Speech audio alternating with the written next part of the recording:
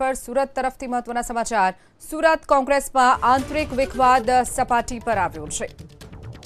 હોઈ શકે કે જે મીટિંગમાં ક્રાઇટેરિયા નક્કી કર્યો એ ક્રાઇટેરિયામાં ન પણ આવતા હોય તો સામાન્યમાં સામાન્ય કાર્યકરને પણ સાંભળી શકાય એ ઉદ્દેશ્યથી આ કાર્યક્રમનું આયોજન કરવામાં આવ્યું છે।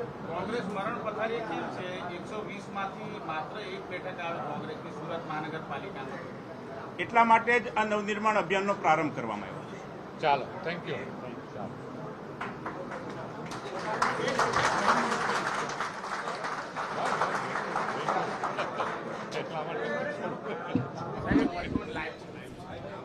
રાકેશ લાઈવ એક તરફ બટાને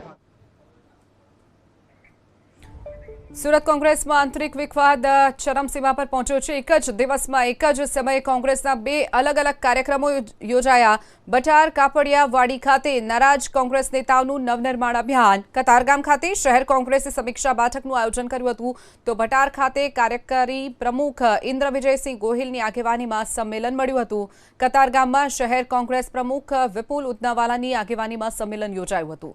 બંને જૂથોનું શહેરમાં અલગ અલગ કાર્યક્રમો કરી શક્તિ પ્રદર્શનનું આયોજન સુરતમાં કરવામાં આવ્યું છે। જે પ્રમાણે કોંગ્રેસમાં જૂથવાદ શરૂ થઈ ચૂક્યા છે ત્યારે કોંગ્રેસના આગેવાન અહીં મોજૂદ છે, બોલાવીને એમને સાંભળવાનો પ્રયત્ન કરતા હોય છે।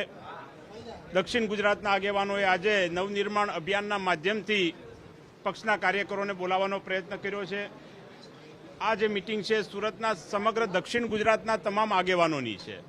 માત્ર સુરત શહેર પૂરતા આગેવાનો મર્યાદિત નથી, માત્ર સુરત જિલ્લાના આગેવાનો પૂરતું મર્યાદિત નથી।